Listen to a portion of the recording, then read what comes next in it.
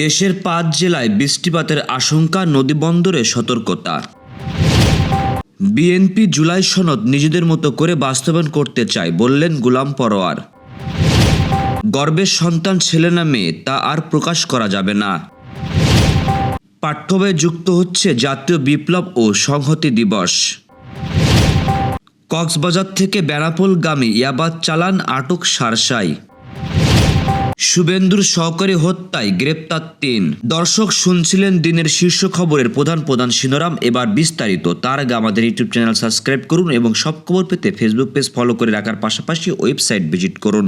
ঢাকা সহ দেশের ৫ উপকূলীয় জেলার উপর দিয়ে আজ দুপুরের মধ্যে অস্থায়ী দমকা ও ঝড়ো হাওয়া সহ বৃষ্টি কিংবা বজ্রবৃষ্টির আশঙ্কা জানিয়েছে আবহাওয়া অধিদপ্তর। এ পরিস্থিতিতে সংশ্লিষ্ট এলাকায় নদীর বন্দরগুলোকে ১ নম্বর সতর্ক সংকেত দেখাতে বলা হয়েছে। সোমবার ভোর ৫টা থেকে দুপুর ১টা পর্যন্ত দেশের অভ্যন্তরীণ নদী বন্দরগুলোর জন্য দেওয়া বিশেষ পূর্বাভাসে বলা হয়েছে, আজ সোমবার ঢাকা সহ দেশের বিভিন্ন অঞ্চলে বজ্রবৃষ্টি হতে পারে। পূর্বাভাসে আরো বলা হয়েছে, বরিশাল, পটুয়াখালী, নোয়াখালী, চট্টগ্রাম ও কক্সবাজার অঞ্চলের উপর দিয়ে পশ্চিম কিংবা উত্তর পশ্চিম দিক থেকে ঘন্টায় ৪৫ থেকে ৬০ কিলোমিটার বেগে অস্থায়ী দমকা অথবা ঝড়ো হাওয়া বয়ে যেতে পারে। এই সময় বৃষ্টি কিংবা বজ্রবৃষ্টি হতে পারে।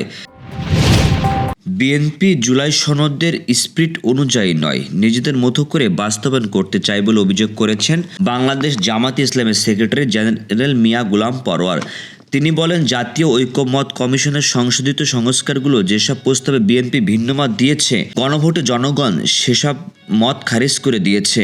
রোববার চট্টগ্রাম ইঞ্জিনিয়ার ইনস্টিটিউট মিলনায়তনে ১১ দলীয় ঐক্যের গণভোট রায় জনগণের অভিপ্রায়ের বহিঃপ্রকাশ শীর্ষক সেমিনারে প্রধান আলোচকের বক্তব্যে এসব কথা জানান মিয়া গোলাম পরোয়ার। বলেন, প্রধানমন্ত্রীর উপস্থিতিতে স্বরাষ্ট্রমন্ত্রী সালাউদ্দিন আহমেদ জুলাই সনদ অক্ষরে অক্ষরে বাস্তবায়নের ঘোষণা দিয়েছেন। প্রধানমন্ত্রী বিভিন্ন সময় একই ধরনের বক্তব্য দিয়েছেন, তবে তারা গণভোটের রায় অক্ষরে অক্ষরে বাস্তবায়নের কথা বলছেন না কেন?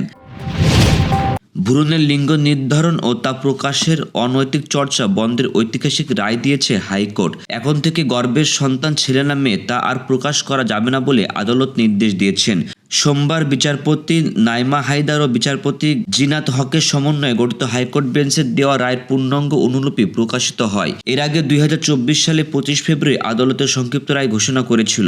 রায়ে আদালতে বলেন, অবগত শিশুর লিঙ্গ নির্ধারণ ও প্রকাশ নারীর প্রতি বৈষম্যের উৎসাহিত করে, কন্যা শিশু হত্যার প্রবণতা বাড়ায়, সামাজিক ভারসাম্য নষ্ট করে এবং সাংবিধানিক অধিকারের পরিপন্থী। আদালতের পর্যবেক্ষণে বলা হয়, এ ধরনের চর্চা নারীর মর্যাদা, সমতা ও জীবনের অধিকারের বিরুদ্ধে যায়। একই সঙ্গে এটি আন্তর্জাতিক মানবাধিকার বাধ্যতামূলক লঙ্ঘন। আরও বলেন, বাংলাদেশ এসব বিষয়ে দীর্ঘদিন কার্যকর নিয়ন্ত্রণ, মনিটরিং ও জবাবদিহিতামূলক ব্যবস্থা অনুপস্থিত ছিল। সেটি একটি বাস্তবায়নযোগ্য নীতিমালা, ডিজিটাল নজরদারি এবং কার্যরত নিয়ন্ত্রণ ব্যবস্থা ছাড়াও ভ্রূণের লিঙ্গ নির্ধারণ ও প্রকাশের মতো অনৈতিক কার্যক্রম বন্ধ সম্ভব নয়। পশ্চিমবঙ্গের মুখ্যমন্ত্রী শুভেন্দু অধিকারীর ব্যক্তিগত সহকারী চন্দ্রনাথ হত্যার ঘটনায় ৩ জনকে গ্রেপ্তার করেছে দেশটির পুলিশ। কলকাতার কাছে বালিতে টোল বুথে আক্রমণকারীদের মোবাইল থেকে পেট্রোল ট্র্যাক করে পুলিশ উত্তরপ্রদেশ ও বিহার থেকে তাদের গ্রেপ্তার করে। তবে আনন্দবাজার বলছে, রোববার গভীর রাতে উত্তরপ্রদেশ থেকে তাদের গ্রেপ্তার করা হয়। পরে তাদের কলকাতায় এনে পশ্চিমবঙ্গ পুলিশের সদর দপ্তর ভবানী ভবনে রাতভর জেরা করা হয়। গ্রেপ্তারদের সোমবার আদালতে তোলা হবে। গত ৬ মে রাতে কলকাতা থেকে কিলো ২০ দূরত্বে মধ্যগ্রামের সড়কের খুব কাছ থেকে ৪ রাউন্ড গুলি করা হয় চন্দ্রনাথ রথকে। আশঙ্কাজনক অবস্থায় হাসপাতালে নিয়ে গেলে চিকিৎসকরা তাকে মৃত ঘোষণা করেন। এ হত্যাকাণ্ড যখন ঘটে তখন মুখ্যমন্ত্রী হিসেবে শপথ নেননি শুভেন্দু। আগামী শিক্ষাবর্ষে প্রাথমিক ও মাধ্যমিকের পাঠ্যবইয়ে নানা পরিমার্জন ও পরিবর্তন আনছে জাতীয় শিক্ষাক্রম ও পাঠ্যপুস্তক বোর্ড। এর মধ্যে ৪র্থ থেকে নবম শ্রেণীর ইতিহাস বইয়ে জাতীয় বিপ্লব ও সংহতি দিবস এবং স্বাধীনতার ঘোষক রাষ্ট্রপতি শহীদ জিয়াউর রহমানের নাম, সাবেক প্রধানমন্ত্রী খালেদা জিয়ার বীরত্বের উপর আলাদা অধ্যায় থাকবে। ৪র্থ শ্রেণীর শারীরিক শিক্ষা ও মানসিক স্বাস্থ্য এবং ৬ষ্ঠ শ্রেণীতে লার্নিং উইথ জয় বা আনন্দময় শিক্ষা এবং কর্ম ও জীবনমুখী শিক্ষা নামে ৩টি বই বাধ্যতামূলকভাবে যোগ করা হবে। খেলাধুলা ও সংস্কৃতিতে গুরুত্ব দেওয়া হচ্ছে পাঠ্য বইয়ে। 4th থেকে 9ম শ্রেণী পর্যন্ত প্রতিটি ক্লাসে 7টি খেলাধুলা ও দেশের সংস্কৃতি নিয়ে আলাদা বই থাকবে। রোবোটিক এবং সাইবার নিরাপত্তার মতো সময় উপযোগী বিষয়গুলো অন্তর্ভুক্ত করা হচ্ছে। এর বাইরে এসব বইয়ে তথ্য, শব্দ ও ভাষার নানা পরিমার্জিত আনা হবে। পাঠ্য বই প্রচ্ছদ, ছবি, মানচিত্র এবং অঙ্কনগুলো নান্দনিকতা আনা হবে। এসব পরিবর্তন এনে জুনের মধ্যেই পরিমার্জিত কাজ শেষ করতে চায় এনসিটিবি। এবার এনসিটিবির সঙ্গে ঢাকা বিশ্ববিদ্যালয় যৌথভাবে পরিমার্জনের কাজ করবে।